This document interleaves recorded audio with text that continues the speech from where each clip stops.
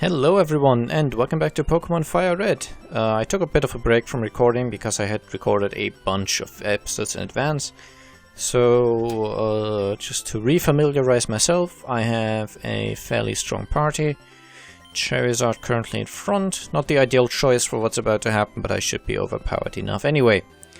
So we have recently acquired the ability to surf outside of battle. So let's actually look at the map. Town map should be right here.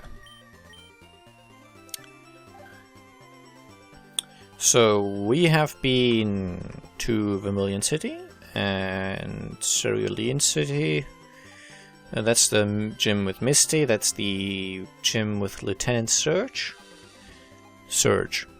We've been to Lavender Town, which houses the Pokemon Tower.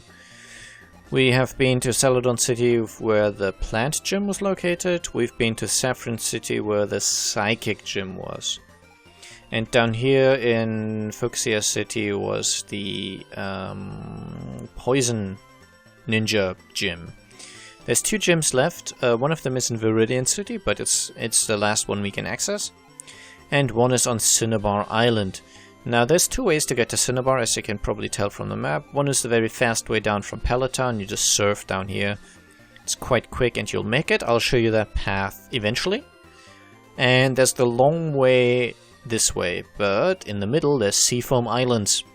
And Seafoam Islands is where we will be catching the final member of our team, the Articuno. But first, trainer battles. I just wanted to let you know basically what the plan is.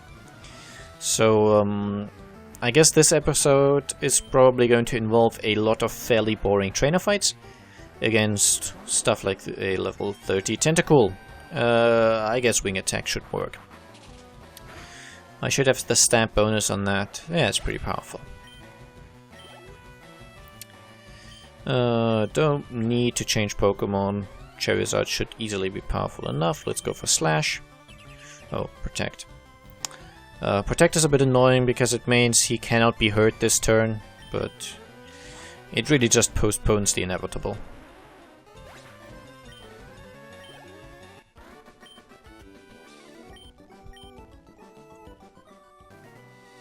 And another one.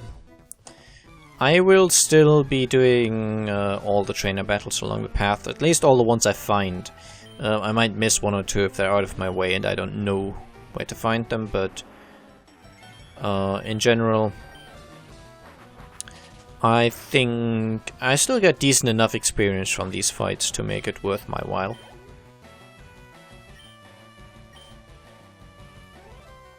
And not to mention, Cinnabar Island will be...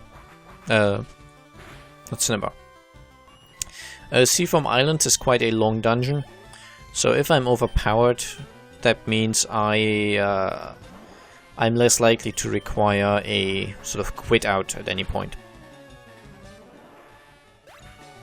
If my Pokemon were weaker, and I think maybe in a normal playthrough they might be about level 40 at this point, if I hadn't done as much leveling as I did, that might mean I have to really struggle with the Seafoam Islands and actually possibly sort of quit out, escape rope, fly, whatever. After half of the dungeon and come back later for the rest of it or something like that. And I don't like that, so I'd rather be overpowered. And don't worry, the Elite Four will still be challenging and interesting fights.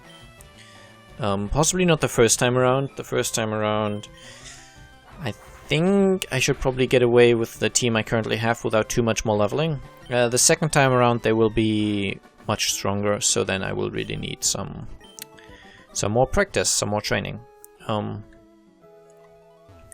But the Elite Four are manageable in this game. They're strongly, at least the first time around. You fight them twice, basically. The first time around they are pretty much exactly as strong as, or they have the same Pokemon setups at least as they had in the original games. The second time around they will be a lot more powerful, and they will have changed some of their Pokemon for newly added Pokemon from the second or third generations. So the second time around they're much more challenging. The changes in their Pokemon setups cover some of their weaknesses. They're just all around much more difficult. And for those second round Elite Four trainers, I will definitely need to train up a bit more. But as you can see for now, Charizard, even though he's got a type disadvantage technically against pretty much everything we're facing here, since we're mostly facing water Pokemon, he's still doing just fine. And luckily my wing attack has still 47 PP left, so I used 3 PP ups on it. That way, while leveling, I didn't have to change and go back to town as much. Just made it a bit more convenient.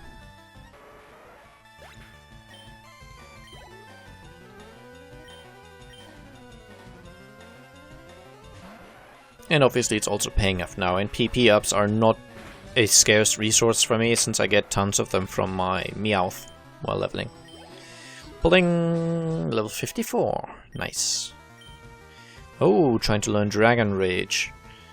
I do not want to learn Dragon Rage. I do have anything I want to replay? No. I want to keep Flamethrower, definitely. I want to keep Slash, definitely. And also Wing Attack, so... And I can't forget Cut. And I actually need it eventually anyway. So I'm going to decide not to learn Dragon Rage. It's a base damage... Well, it does 40 damage straight up anyway, so... At this point I'm probably stronger if I use Slash or something like that.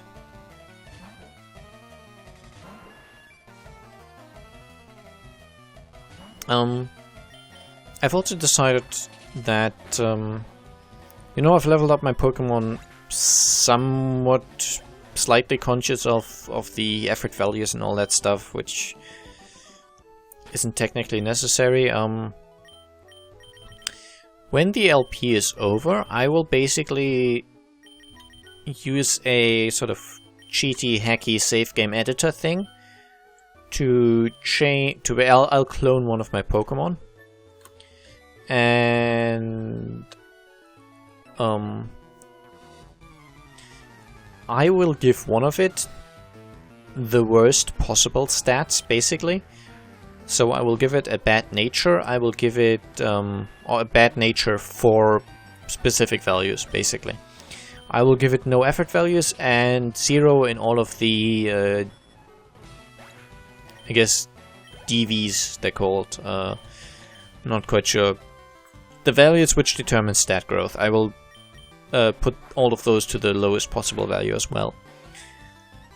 And then I will compare those stats to the same stats on a perfect Pokemon. So I will set all of the effort values to the maximum possible and the determining values as well. And then you can see how big of a difference it really makes, or rather doesn't make, because it's not that much of a difference. Especially since it's not fair comparing the worst to the best possible. You would have to really compare the best possible to sort of average stats.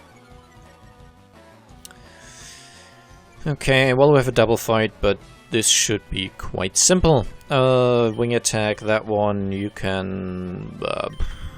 Surf is not gonna do much, so bite that one. I mean, Surf could probably still get the kill, but...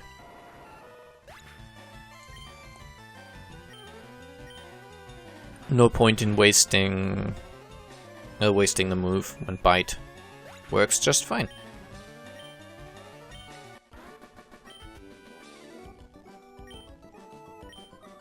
And I'm not reading all of these random dialogues, they're kind of irrelevant.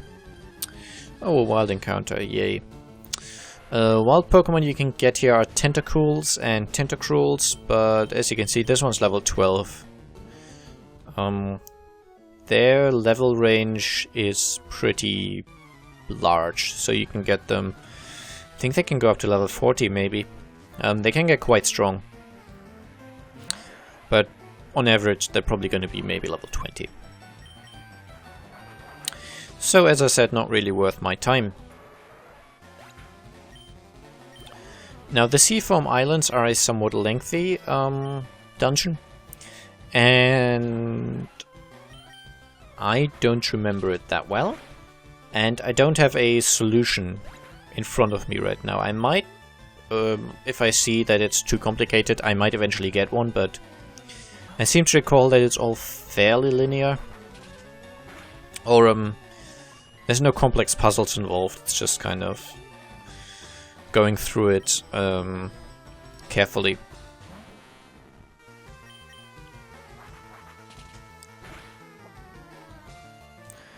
Now, one of the problems the developers of this game actually faced when they were developing their sort of themed enemies is that some Pokemon types were kind of diverse. For example, water types, there's quite a few water type Pokemon. Other types, not so much. For example, ghosts. There's exactly one evolution chain that actually has the type ghost, and that's the Ghastly Haunter Gengar chain. And those are the only ghosts in the game. So when trying to make a ghost-themed trainer, for example, they really don't have that much choice in which Pokemon to give them. And the trainer where I find that most noticeable and also most annoying is actually one of the Elite Four. Which is supposed to be an ice trainer. And I have a fire Pokemon, Charizard. And fire is supposed to be effective against ice. But of the 5 Pokemon that that ice trainer has, only one of them is actually weak to fire. Because all of the others are ice/water. And fire is effective against ice, weak against water, so it cancels out. I'll just bite this to death. So it's pretty funny that way, that supposedly fire is meant to be good against ice. And it is. Even in this, in the original first generation, fire attacks were strong against ice-type enemies. But there was only one Pokemon in the entire game, and it was one that you encounter very rarely, where that type advantage actually was an advantage, because all of the other ice Pokemon had water as their second type.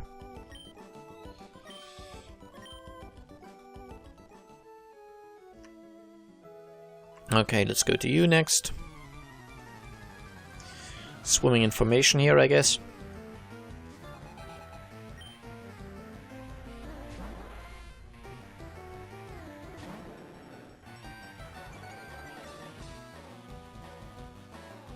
Okay, I guess bite should be sufficient.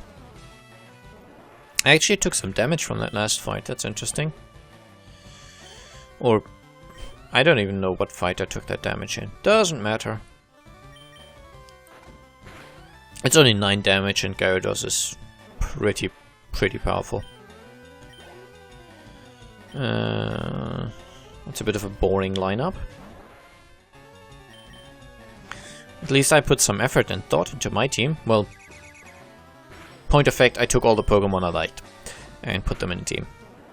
I like some others, but those are the team I've decided on for the end game. It's just mostly my favorite Pokemon.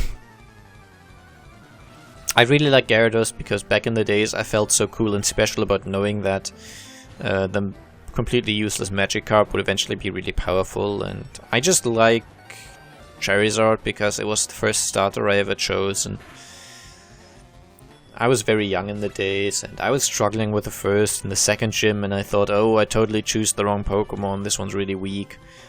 Actually, it might have been the second one. I think I started a playthrough with Bulbasaur, but never even got to the first gym. That was in the days when I didn't have a game by myself, so I played on a friend's cartridge, and I wasn't allowed to save, so obviously didn't get very far. Seeking. It would be Alakazam's turn, which is fine. He should be able to easily, or rather she, I guess. Right? It's a female, yeah. Should be able to easily tear this thing apart. How do you like Psybeam?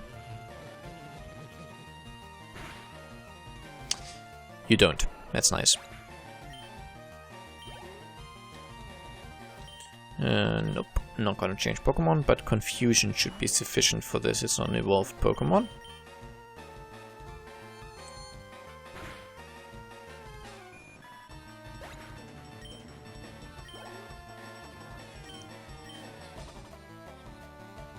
And a Poliwag. I think the final evolution of this is actually a water fighting type, but this one's just pure water, I believe. But I might be wrong on this.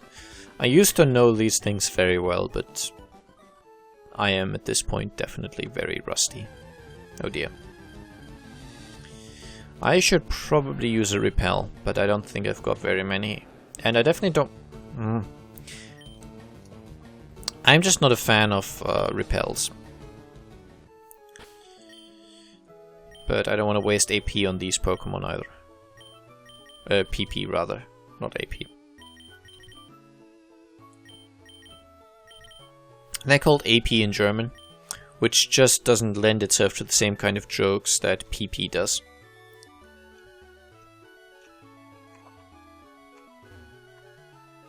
No, I want to fight you. Okay, I'll just wait for another round. The water is shallow here. There are many people swimming. I don't know why I read that one out in particular.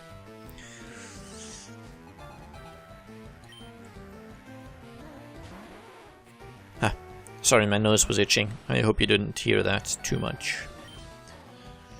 Confusion. Okay.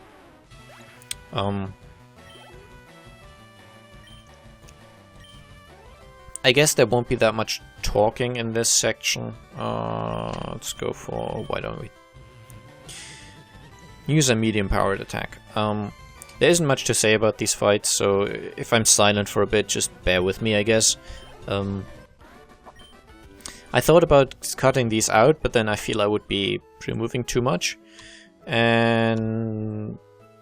I don't know, I don't like speeding up sections of video. I can do it. That's about the limit of what I can do with my limited editing software, but I can do that. But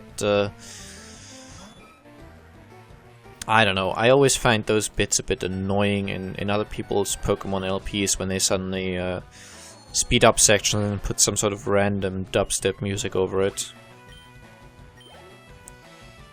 Or any kind of music, really. I don't know, I think it breaks it doesn't break immersion, it sort of breaks the flow of the video, I guess. So yeah, I just prefer to leave it as it is. And you can decide yourself whether you want to watch it or not. And if you don't want to watch it, you can skip it. Oh, let's go for a Psychic, why not? Aw, good night, Seadra. So even though he's level 54, she rather, anyway. All my Pokemon are male, deal with it. Alakazam is still getting fairly decent experience from these low-level enemies, so... it's somewhat nice. But yeah, the leveling process will be a lot slower for now, especially since I don't plan on doing any off-screen leveling for a while. Oh, level 33. I'll actually kill this. It's not really worth it, but I'll do it. Should be super effective anyway, it's a water poison type.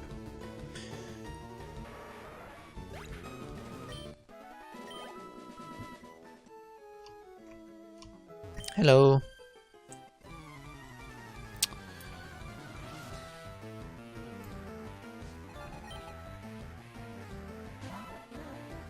Oh, a Seadra. Let's just test whether a Confusion will be enough. It is fully evolved, or at least...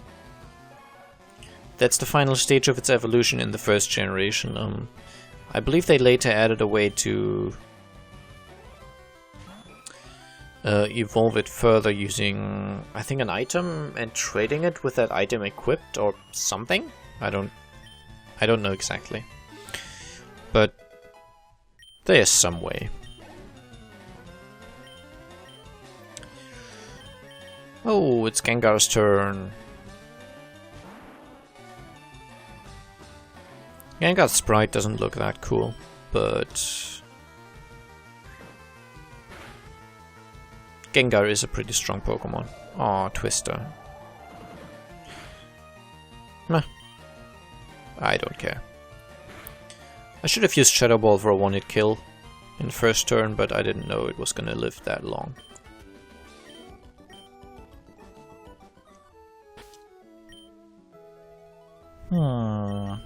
Hey, look! We are beginning to catch up to our Dragonite.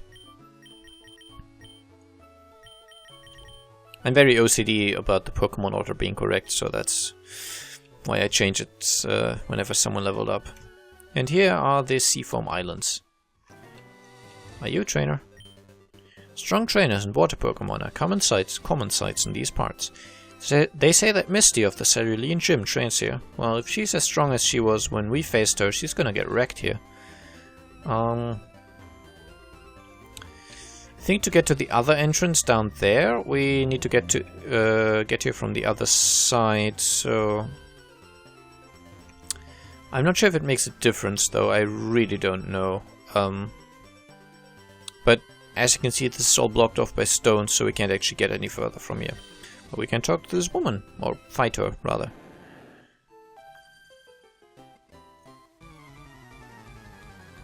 Floating with fishes. That's...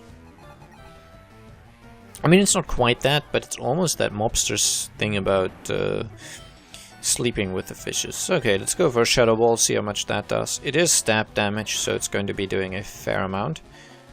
And it's actually the kill. Nice. And this should be a level up. Yep. Yeah. I mean, just look at his special attack and his speed. He is really a very fast, powerful attacker. He just barely has any defensive abilities. So I guess if I don't, if the enemy doesn't die fast, I die fast.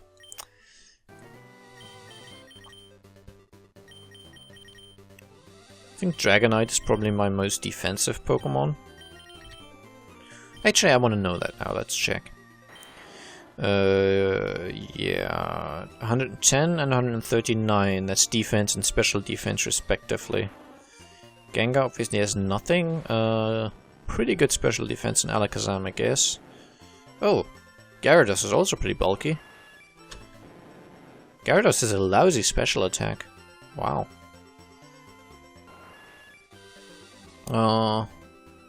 Pretty average values on Pidgeot. Wow. This Charizard is pretty good, I have to say. I do like it. But now let's enter the Seafoam Islands dungeon. And as I said, in here we'll be facing a Pokemon. Okay, we have 60 Ultra Balls, that should be sufficient to catch it.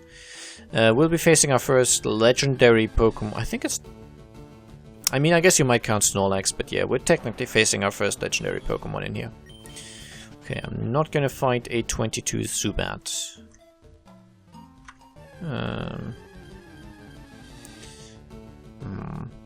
I would say let me know, but I'm recording these quite a bit in advance, but... if I see anyone complaining about the wild encounters, I will start using repels. An Ice Heal, that's nice. Can I get down here? Oh yeah, I can, that's cool. I need to use strength to beat this dungeon. Oh hey, a Golbat. I will fight that. Should give me more experience than a Zubat.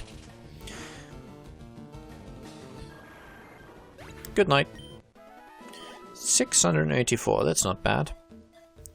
We have these rocks here, these boulders, and we can move them around using strength. And we actually have to eventually complete the dungeon and get to Articuno, which is... I guess it's the ultimate goal of this dungeon, is to meet and defeat Articuno, or I guess catch it. The one problem with my approach to training my Pokemon is that I end up...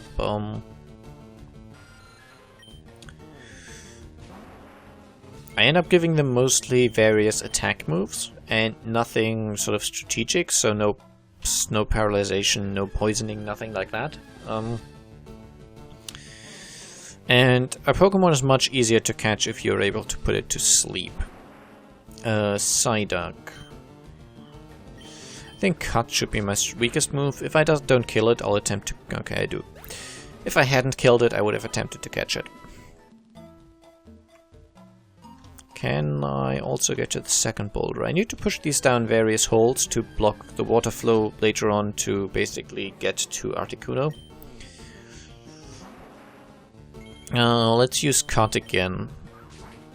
Now, just because I killed one of them with a single hit doesn't mean I will kill all of them with a single hit, because their HP varies slightly. Wow. That was quick. Oh, level 31. Even better chance to survive then. Oh, that's nice. Confusion is not going to do that much. It should know some water moves, which would be a bit more annoying. I'll just use Great Balls. Ultra Balls are reserved for the Articuno, and 60 of them should be sufficient. Bling! Psyduck was caught. That's nice. Constantly racked by a headache. When the headache turns intense, it begins using mysterious powers. That's fair enough. Nope, I do not want to give it a nickname. I just wanted it for the Pokédex. Oh, I still have Strength active, I forgot. It only becomes inactive when you change area, I believe. Okay, since I no longer need one of you, I'm just going to run away. You don't give much experience. Okay, I could run after the stone, but I think I'll take the ladders instead. Oh, Zubat, you silly Billy.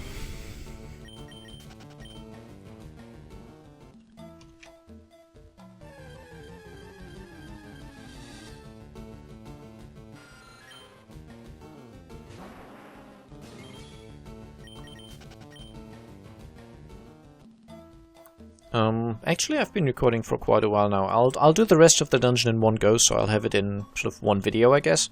So I'll just end it here. I hope you enjoyed the episode, and I'll see you again soon.